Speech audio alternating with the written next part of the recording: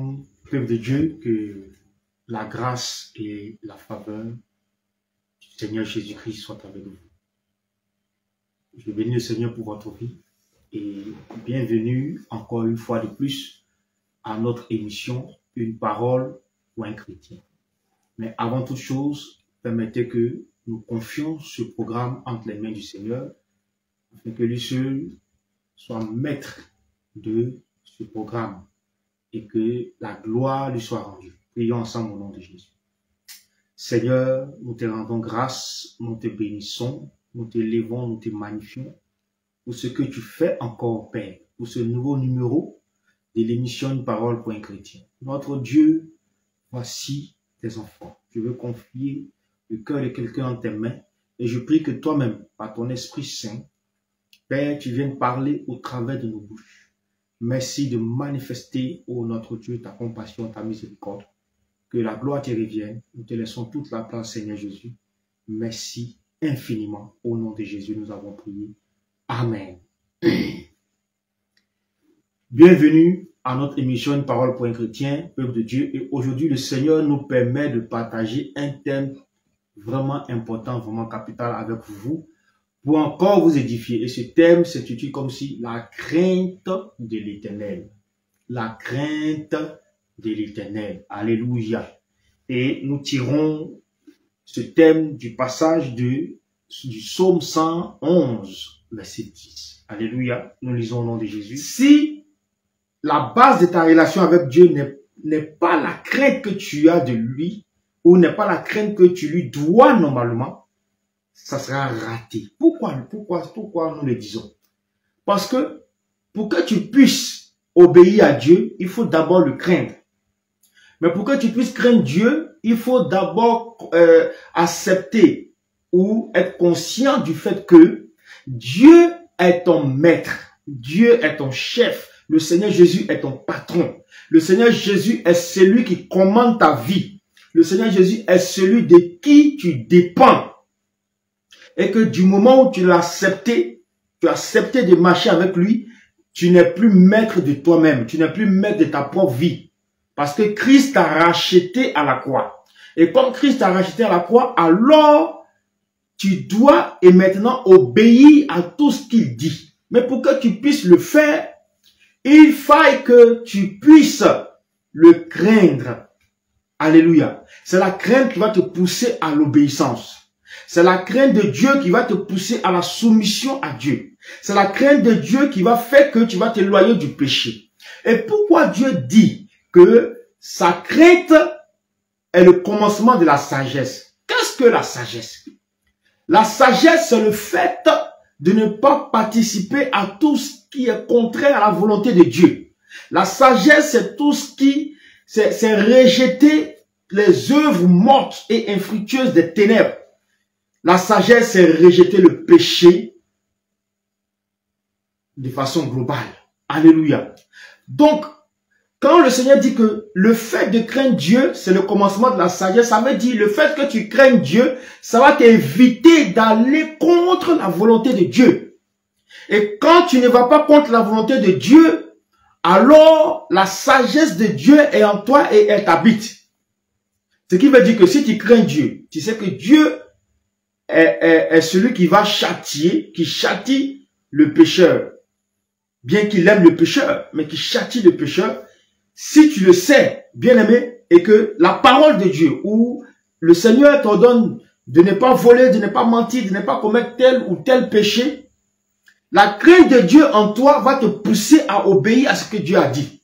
La crainte de Dieu en toi va te pousser à ne pas pécher, à ne pas mentir, à ne pas voler, à ne pas modifier la nature originale que Dieu t'a donnée.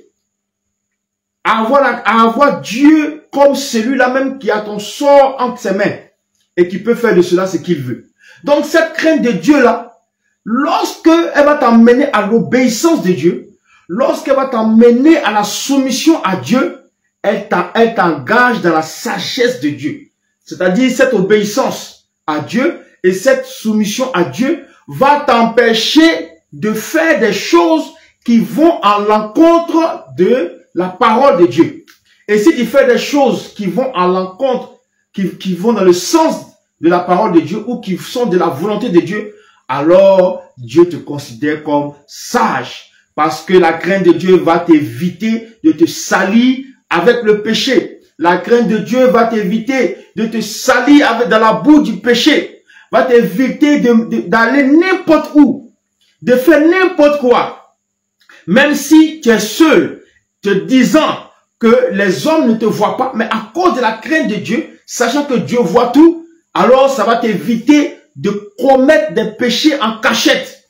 Et c'est là que tu deviens sage. C'est là aussi que la sagesse de Dieu te saisit et te remplit. Mon bien-aimé, c'est ça la crainte de Dieu.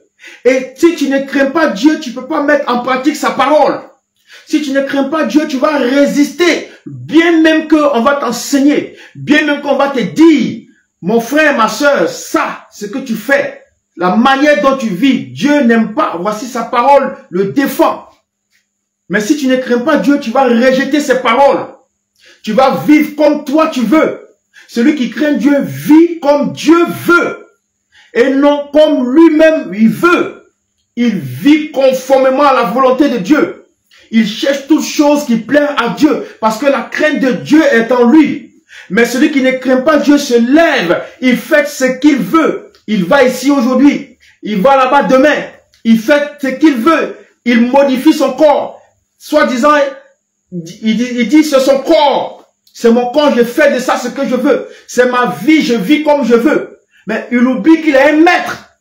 Il oublie qu'il est un maître. Il a une personne qui est établie au-dessus de lui. C'est le Seigneur Jésus. Et quand la crainte n'est pas en lui, quand la crainte n'est pas dans son cœur, alors c'est ce qui le pousse à la folie. Mais pour celui en qui la crainte de Dieu réside, va s'abstenir de beaucoup de choses qui ne n'ont pas Dieu.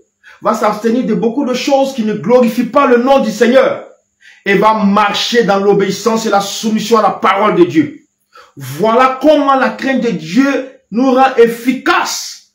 Nous aide à nous sanctifier. Nous aide à nous conformer à la parole et à la vérité de Dieu. Mais si tu n'as pas la crainte, tu vas faire ce que tu veux.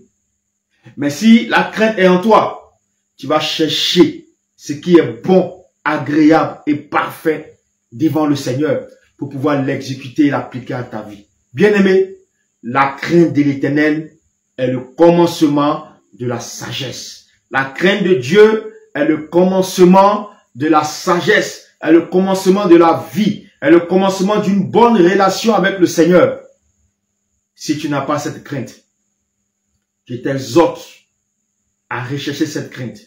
Parce que Josué 24, verset 14 nous dit, maintenant craignez l'Éternel. Craignez l'Éternel et faites disparaître les dieux que vos pères ont servis. Il est temps de craindre Dieu. Et cette crainte-là va t'aider à te perfectionner dans ta relation avec le Seigneur. Et le Seigneur sera fier et content de toi parce que tu fais ce qui touche son cœur. Parce que tu fais ce que Dieu désire. Alléluia. Je vais prier pour quelqu'un. Père, je te rends grâce et je bénis ton nom.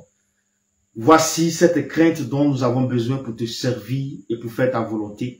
Nous manque par moment. Je prie que Père, par ta puissance, par le Saint-Esprit, tu viennes déposer cette crainte dans nos cœurs. Tu viennes déposer cette crainte dans nos âmes. Tu viennes déposer cette crainte dans tous les domaines de notre vie. De sorte à faire uniquement ce qui te plaît. Et que cette sagesse, ô Seigneur, qui vient de toi, nous remplisse abondamment. Afin que nous soyons mis à part. Nous soyons, ô Seigneur, des modèles dans cette société corrompue. Éternel Dieu, je te prie d'aider une personne, un serviteur, une servante, Père, une brebis à travers le monde, à avoir la crainte de ton nom dans son cœur et à demeurer ferme dans ta parole et dans ta voix. Merci Seigneur parce que tu nous exauces, tu nous as entendus. Que la gloire te revienne au nom de Jésus. Nous avons prié. Amen. Peuple de Dieu, ça a été un plaisir encore de passer un moment avec vous au cours de cette émission. Nous vous disons à très bientôt pour une prochaine édition de notre émission Une parole pour un chrétien. D'ici là, dans vos maisons, dans vos familles, dans vos activités, que la paix, la grâce, la bonté de Dieu, la bénédiction de l'Éternel soit sur vous au nom de Jésus. Shalom, shalom.